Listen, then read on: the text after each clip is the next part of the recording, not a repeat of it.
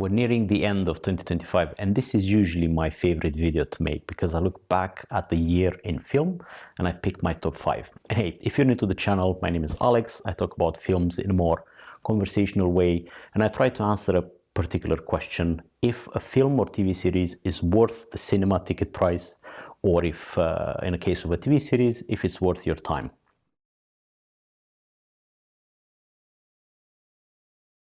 A few things before we start.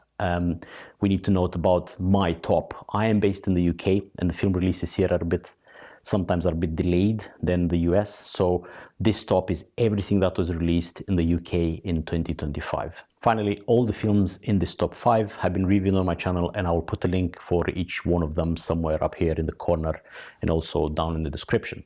Okay, that's it. Let's start with an unpopular choice, I'm sure, in my 5th position.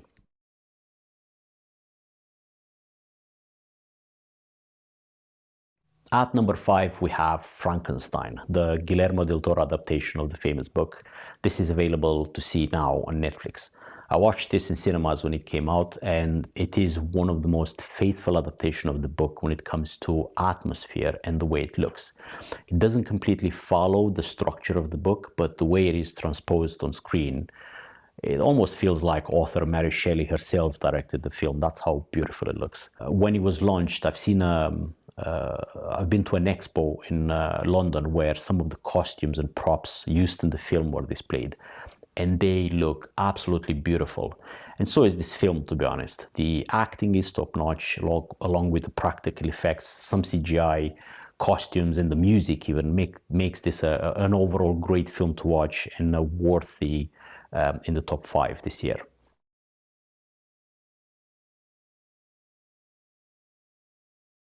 Coming in at number 4 is a film that I did not rush to see in the cinemas. It was almost an afterthought, to be honest. I was visiting the gorgeous city of Canterbury in the UK, and I wanted to watch a film after all day of sightseeing. And there wasn't much to see at the time besides the film Sinners, and what a nice surprise that was. This is absolute cinema. It has some of the best cinematography of the year. It's an original story also. It's set in the 1930s Mississippi, and it's about twin brothers who return from Chicago to open a juke joint for the local black community. Now, the marketing for this film did not do it any justice. Not only did the trailers spoil one of the big plot points of the film, they also set it up as an action film, which it isn't entirely an action film. The film has a strong theme of music as a unifying force that connects history, spirituality, and culture. It is a genuinely exciting cinematic event, and I think you can see it now on HBO, or you can rent it on various streaming platforms. But it is a really powerful film for 2025.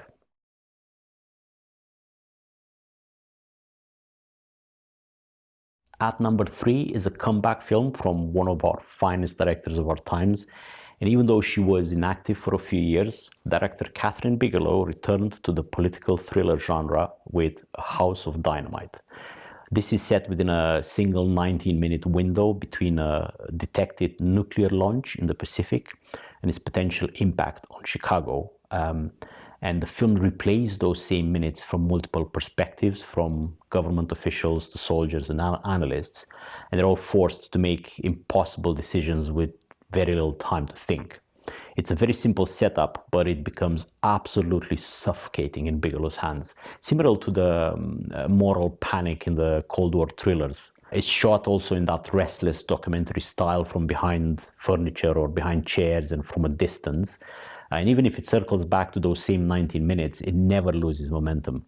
It's perfectly edited, it's performed well, and it's current in its topic. This is also available on Netflix and a worthy number 3 of 2025.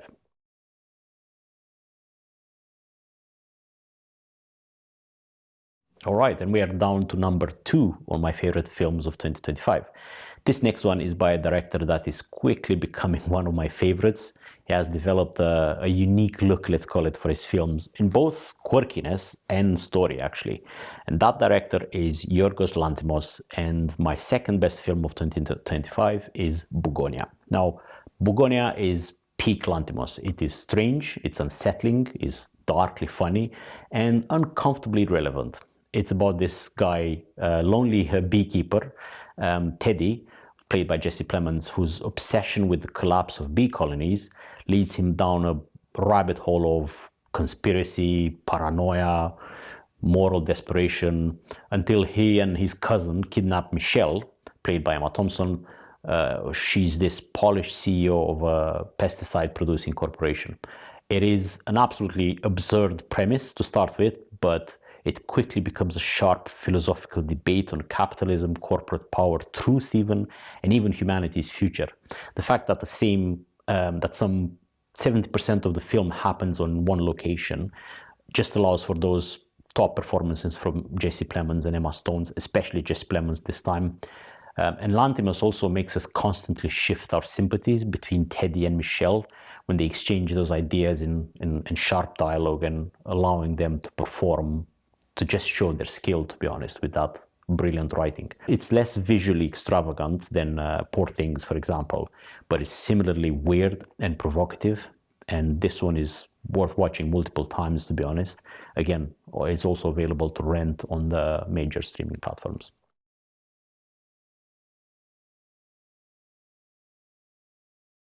And my favorite film of the year is again by an established director that has barely missed a step in his career, to be honest, by now. It's a film that I saw 3 times at the cinema and enjoyed it equally every single time.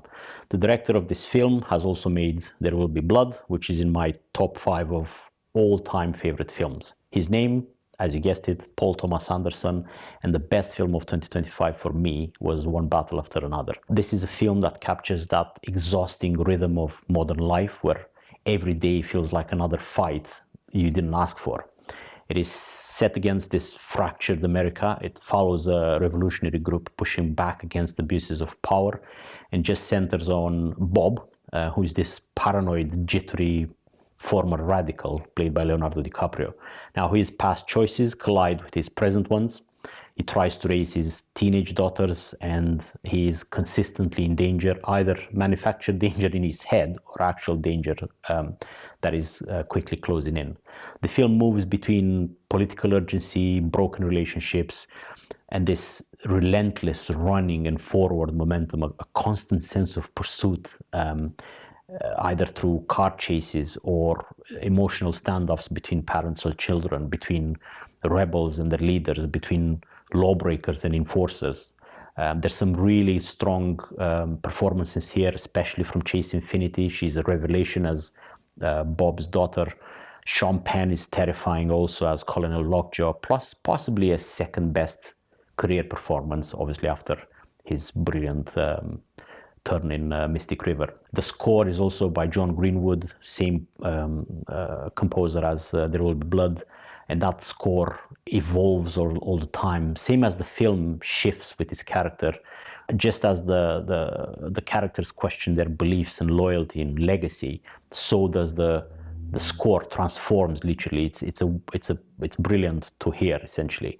This film is dense, it's urgent, it's emotionally charged, and it's that kind of film that feels like an instant classic, and it just gets better with time. So it's a well done and a very mature film from Paul Thomas Anderson. Also available on HBO to watch if you're subscribed to that, or to rent on the usual streaming platforms.